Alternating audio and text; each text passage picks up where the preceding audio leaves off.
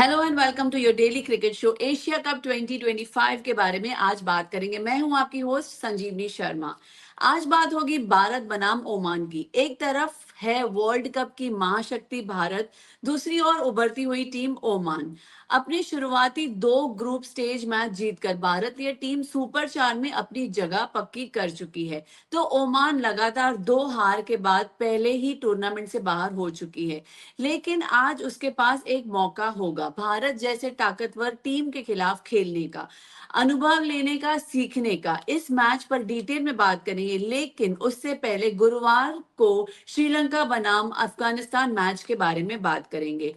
श्रीलंका ने अफगानिस्तान के खिलाफ ग्रुप बी के अपने आखिरी मुकाबले में अफगानिस्तान को 6 विकेट से हरा दिया। इस जीत के साथ ही श्रीलंका ने अपने साथ साथ बांग्लादेश की जगह भी सुपर 4 में पक्की कर दी और अफगानिस्तान का सफर एशिया कप में खत्म हो गया है। जीत के लिए 170 रनों का पीछा करते हुए श्रीलंका की जीत खराब रही। ओपनर प्रथम निशंका 6 और फिर कामी मिशारा 4 रास्ते में लौटे तो अफगानिस्तान की उम्मीदों पर चढ़ाव आया, लेकिन यहां से विकेटकीपर कुशल मेंडिस ने पारी को संभाल लिया और 52 गेंदों पर नाबाद 74 रन्स बनाकर आखिरी तक डटे रहे। इससे पहले मोहम्मद नबी की 22 गेंदों में खेली गई 60 रनों की पारी की बदौलत अफगानिस्तान ने श्रीलंका के खिलाफ 169 फॉर 8 का स्कोर बनाया। नबी ने आखिरी ओवर में दुनित विलालगे को 5 छक्के जड़कर धमाल मचा दिया।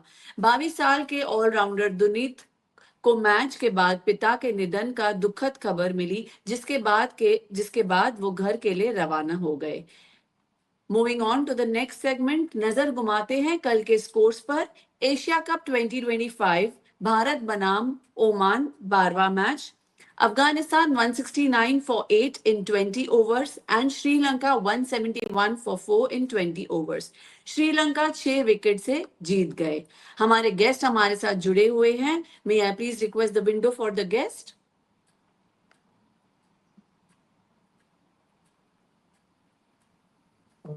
Hello Tosh ji, hello Kamran ji, hello Shehzad ji. Good afternoon everyone. Good evening to people sitting in India. Thank you for joining us in Daily Cricket Show. How are you all doing?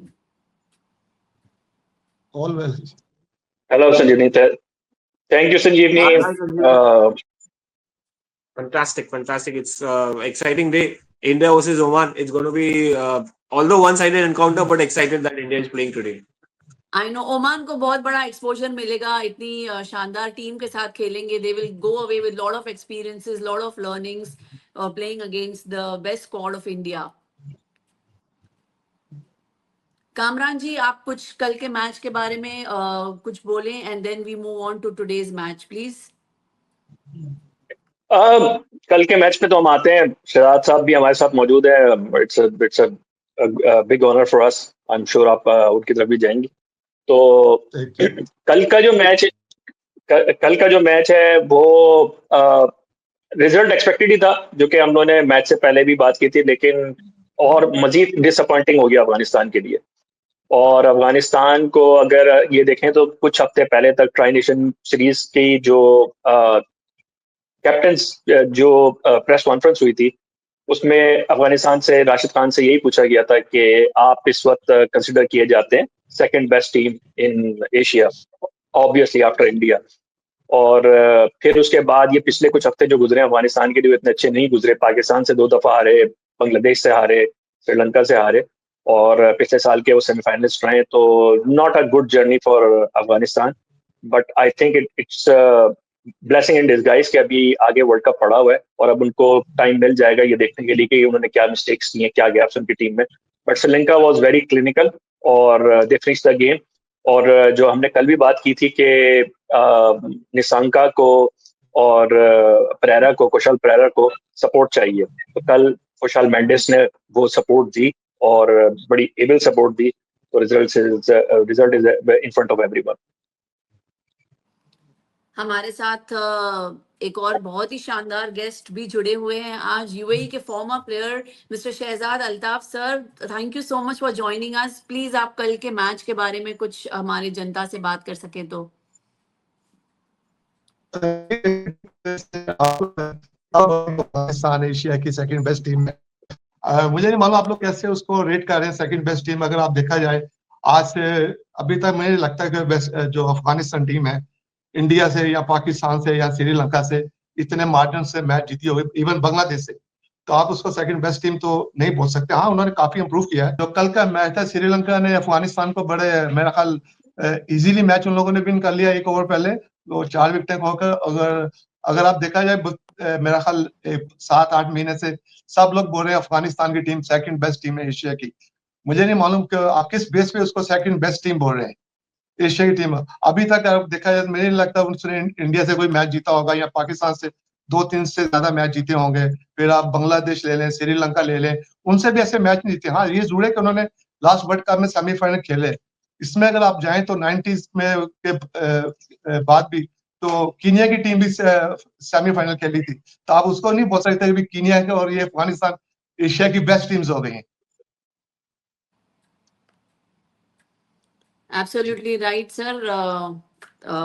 ठीक है, अभी आगे बढ़ते हैं आज के match पे।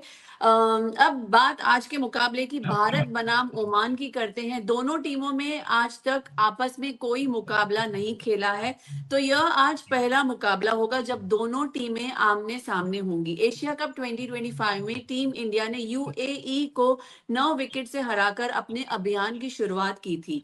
इसके बाद उसने पाकिस्तान को 7 विकेट से धूल चटाई थी।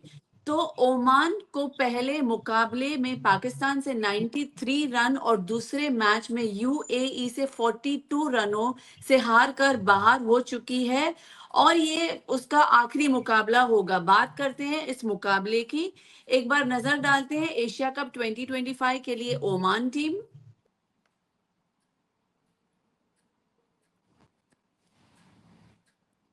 फॉलोड बाय एशिया कप 2025 के लिए भारत की टीम।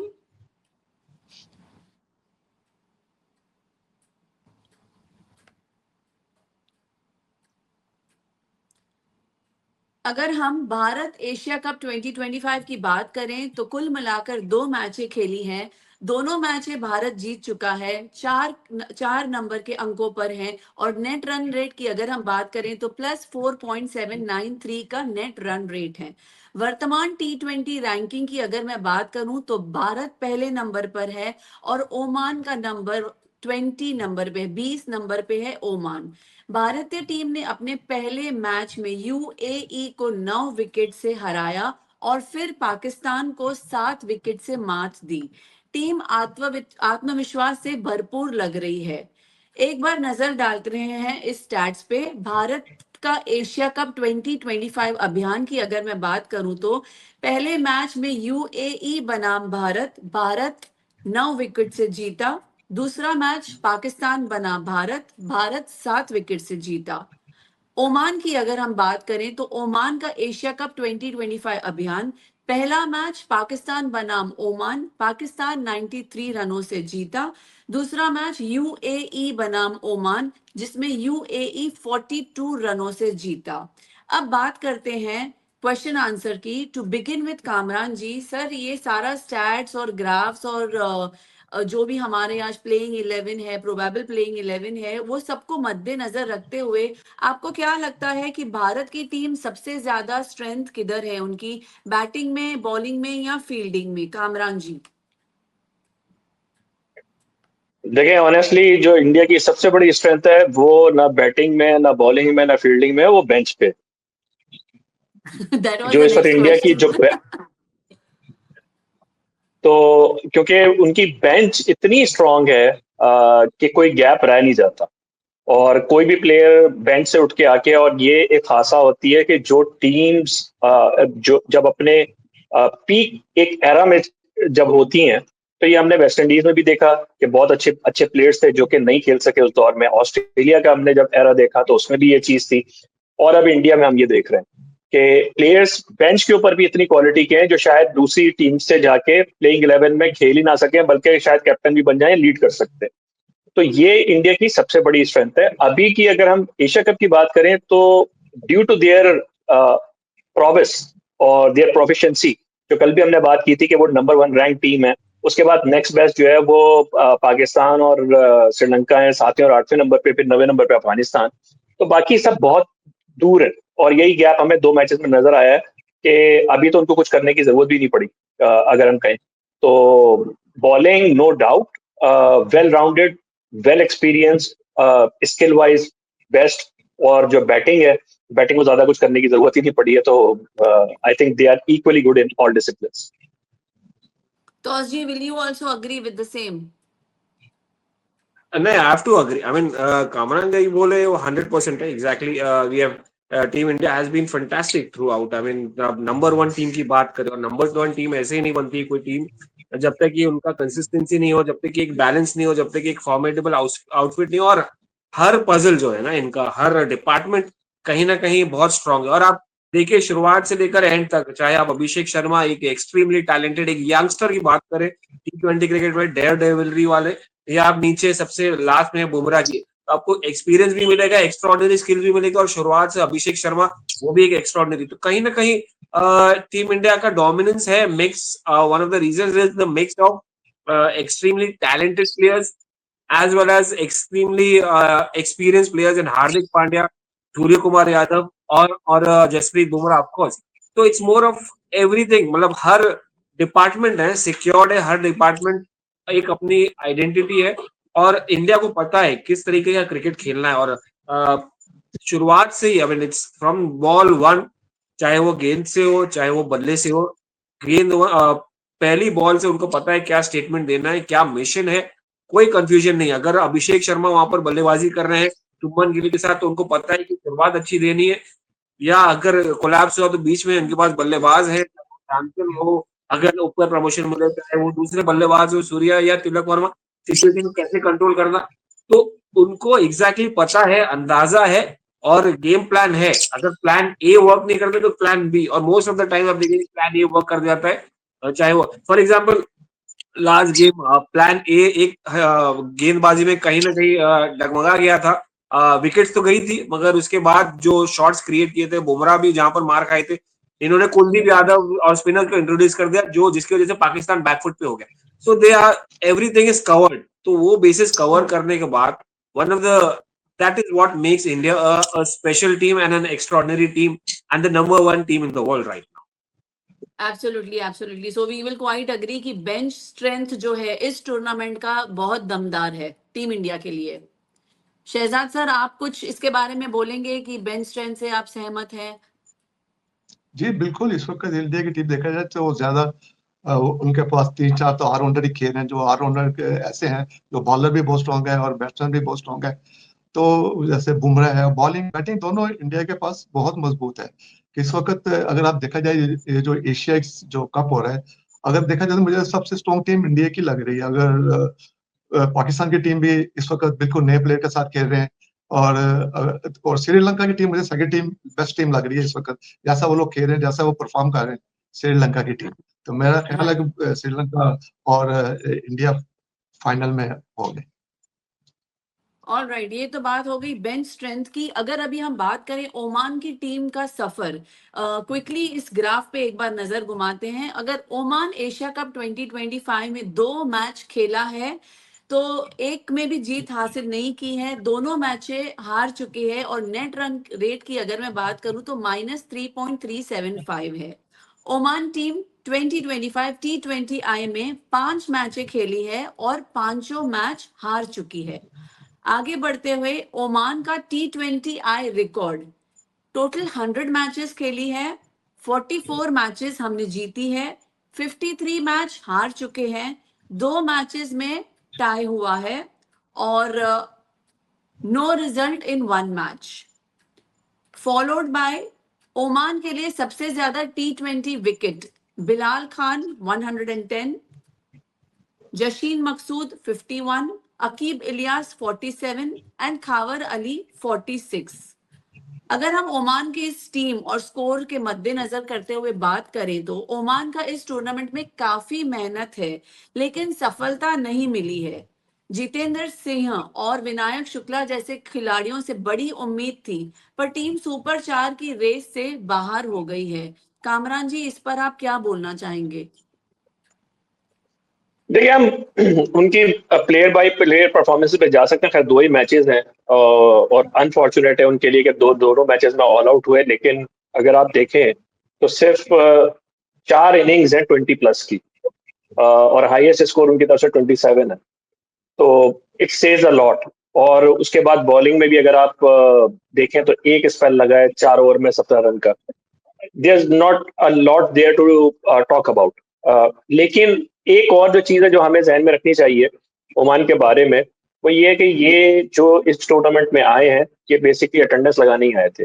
जो इनकी प्रिपरेशंस हैं हम इससे बहुत ज़्यादा एक्सपेक्ट कर नहीं सकते थे, क्योंकि जो ओमान क्रिकेट में जो थोड़ी सी कंट्रोवर्सी या डिस्प्यूट रहा पिछले वर्ल्ड कप के बाद, पिछले वर्ल्ड कप में अच्छा खेले थे और ओमान की टीम ने पहले भी एशिया कप में एक दफा वो बांग्लादेश को हरा भी चुके। तो बहरहाल उस वाली चीज में ये है कि वो ज्यादा अच्छा कर सकते थे, लेकिन जो 2024 की जो उनकी टीम थी उन 15 में सिर्फ 2 प्लेयर यहाँ खेल रहे हैं। आमिर कलीम रिटायरमेंट ले चुके थे, वो वहां से वापस आए और रीजन वो है कि जो पे डिस्प्यूट हुआ था और उनके जो 11 टॉप प्लेयर्स थे इंक्लूडिंग आकिब इलियास, मकसूद, इन लोग जिशान और इन लोगों को बैन कर दिया ओमान क्रिकेट ने। तो उसका इम्पैक्ट अब जो है वो हमें ग्राउंड पे नजर आया, तो वो I think it was pretty much expected. Impact नजर आया। तो इसमें आपको क्या लग रहा है कि कमजोरी कहाँ पर है तौस जी, बल्लेबाजी में या गेंदबाजी में? नहीं, ओमान की बात करें आप अगर, तो देखिए ओमान ओवरऑल सीखने के लिए आई है। गेंदबाजी हो या बल्लेबाजी, फिलहाल तो उनको काफी एरियाज में वर्क ही करना। Obviously I wouldn't completely डिसमे them, it's a learning experience, एक कर्व है उनके लिए और जितना ज्यादा हो सके वो सीखे यहाँ से। देखिए एट द एंड आप टीम इंडिया के सामने खेल रहे हो और टीम इंडिया से आपको हासिल करना है जीत, तो मतलब दूर तक नहीं, with all due respect, I mean, they are in no position to be anywhere close. But what we can earn right now from this particular team is the experience और जो memories है और जो सीख जो मिलेगी। तो फॉर एग्जाम्पल चाहे आप मैदान में जाके सीखे उनकी गेंदबाजी और बल्लेबाजी से, या ऑफ द फील्ड जाके आप बात करें उनके एक्सपीरियंस से, चाहे वो गौतम गंभीर हो, हार्दिक पांड्या हो या सूर्य कुमार यादव या जसप्रीत बुमराह। ये मैं स्पेसिफाई नहीं कर पाऊंगा कि यार उनकी बल्लेबाजी वीक है, क्योंकि 67 ऑल आउट पे क्या कहेंगे आप पाकिस्तान के सामने, उसके बाद चेज नहीं कर पाए। तो at the and I wouldn't say a week team, it's still it's not even a work in progress like an Afghanistan team. Afghanistan एक स्ट्रॉन्ग टीम है, एक शायद वो कंसिस्टेंट नहीं है because of their nature, because of their character, ultra aggressive मैं कहूंगा, टेम्परेमेंटल। अगर ये अभी सीख रहे, अभी ये अपने पहले पड़ाव पर है। ऑब्वियसली इतने सालों से खेलते चले आए हैं, वर्ल्ड कप्स खेले हैं, अपसेट्स भी किए हैं और अपसेट्स क्रिकेट में तो होता ही है because of the true nature of the game. But again, to expect an upset coming in against India is completely unthinkable. If it does, it will be nothing, no less than a miracle.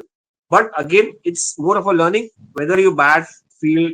In fact, being on the field with playing against them is an achievement. It's kind of a medal and a badge of honor for these youngsters. Especially Kamran भाई ने एक interesting बात बोली और जो हम notice किए over the time कि यार ये नए लड़के हैं, पिछले साल वाले जिन्होंने क्वालिफाई किया था वो अलग थे प्लेयर्स, एक्सपीरियंस प्लेयर्स थे, ये एकदम ही नए लड़के हैं। एक साल में या ये साल में ये टूर्नामेंट में क्या ही वंडर कर लेंगे। तो nothing more than learning. Weakness और बैटिंग बॉलिंग या फील्डिंग में बात करके इतना कुछ डीप में नहीं जा सकते इनके। Just that they are out there, they should learn something or the other from their senior pros, I would say. जैसे कामरान जी और तौस जी आप दोनों यू म्यूचुअली अग्री की लर्निंग स्टेज है। डेफिनेटली हम बोल नहीं सकते कि बल्लेबाजी अच्छी है या बॉलिंग अच्छी है या फील्डिंग अच्छी है। तो अगर हम बात करें जितेंद्र सिंह और हमाद मिर्जा जैसे बल्लेबाजों के, क्यों प्रभावित अब तक नहीं हो पाए हैं, आपको क्या लगता है? कामरान जी, सॉरी। देखिए अगेन वही वाली बात है, बहुत छोटा सैंपल साइज है और हमें इस चीज को बजाय इसके कि हम उनकी परफॉर्मेंस को बहुत ज्यादा डिटेल में जाए, कुछ है भी नहीं, लेकिन ये हमें अप्रिशिएट करना चाहिए कि टूर्नामेंट फॉर्मेट की वजह से एसोसिएट नेशन है उसको चांस मिला है। होपफुली अगर उनके ये प्लेयर्स आगे खेलेंगे तो उसका हमें रिजल्ट या इसका जो आउटपुट है वो फिर नजर आएगा। एसोसिएट नेशंस की आपने बात करी कामरान जी, तो मैं शहजाद सर से पूछूंगी, ये जो छोटे क्रिकेट नेशंस के लिए ऐसे टूर्नामेंट कितने महत्वपूर्ण है सर? और एक और बात मैं ऐड करना चाहूंगी कि यूएई 3 बार जीत चुकी है and it is almost like very close but still so far, इसके बारे में आप क्या कहेंगे शहजाद जी? जी ये देखिए जो ये एसोसिएट जो टीम्स है, अगर जब हम लोग खेलते तो उस वक्त सिर्फ एक ही टीम को चांस मिलता था एशिया कप खेलने की थी, जो एसीसी ट्रॉफी विन करती थी।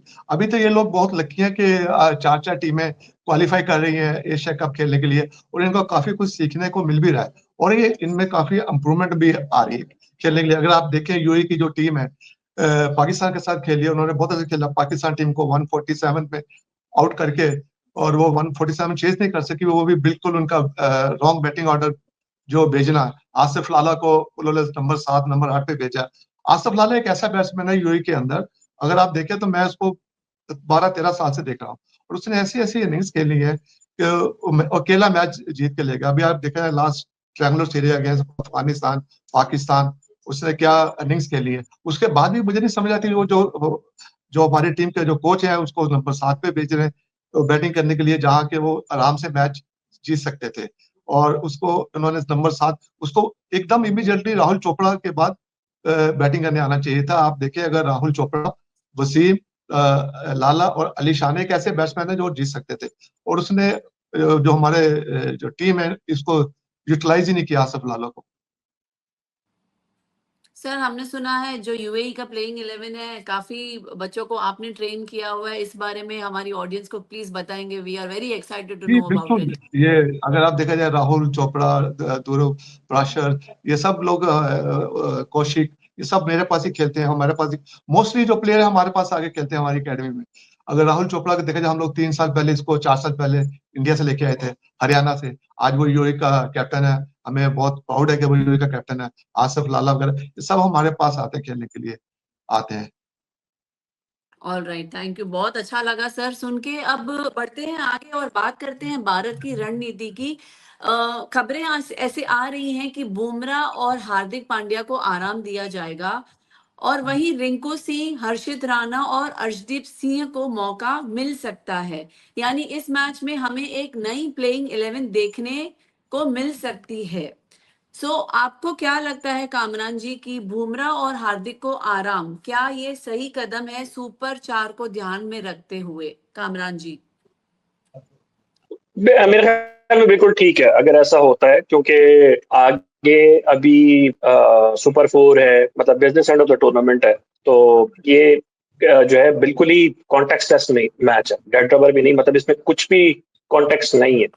तो समटाइम्स होता ही है कि आप अपने टॉप प्लेयर को इसमें खिला के, अनलेस एंड अनटिल के वो प्रैक्टिस करना चाह रहे हैं, लेकिन उसका होता ही है कि अगर परफॉर्मेंस अच्छी नहीं आई, एक इतने नीचे की टीम है, कोई अगर रन्स चले गए, किसी ने कर दिया, तो वो अननेसेसरली जो है वो एक प्रेशर वो अपने ऊपर बिल्ड करने वाली बात है।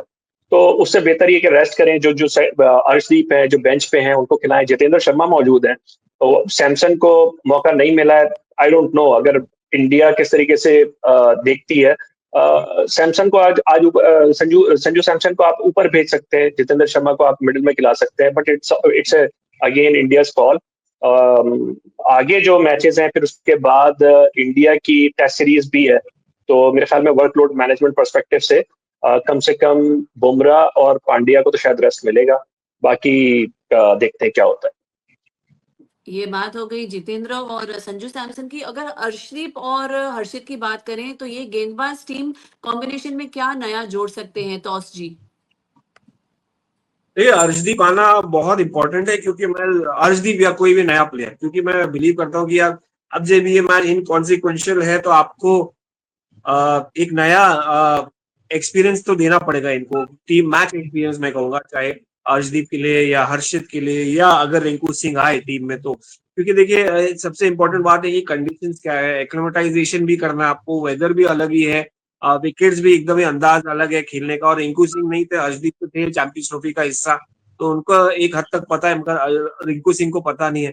तो रिंकू सिंह शायद इनकी जगह आ सकते हैं, अगर चेंज ज्यादा से ज्यादा कोशिश करेंगे तो अक्षर पटेल की जगह और अर्शदीप सिंह बुमराह की जगह आ सकते हैं। और Bumrah has played enough, got experience of the whole world, खेले कि तो उनको बड़े सुपर 4 में या बड़े गेम्स में उनको डायरेक्ट ला ही सकते हैं। और अर्शदीप को obviously he is got the skills, ऐसा नहीं उसको अंडरमाइन करूंगा मैं कि यार इनको वार्म अप भी चाहिए और साथ साथ वहां पर एक्सपीरियंस भी चाहिए, आइडिया भी चाहिए कि यार टीम कॉम्बिनेशन में कहाँ बैठ रहे। कप्तान के लिए भी इजी हो जाएगा, हर्षित के लिए भी समझ में आ जाएगा इन कप्तान को कि भाई क्या फॉर्म में है, किस तरीके से रिस्पॉन्ड कर रहे हैं, क्या ये विकेट पे डाल सकते हैं दुबई इंटरनेशनल स्टेडियम की जहां विकेट थोड़ा स्लोअर साइड पे, और बाउंस कैसा आ रहा है। तो वो सब अंदाजा देखिए, क्योंकि मोस्ट ऑफ द मैचेस या शायद इंडिया के सारे मैचेस इधर ही खेले जाएंगे दुबई इंटरनेशनल स्टेडियम में, और ये फेवरेट उनका ग्राउंड रहा है ओवर द टाइम।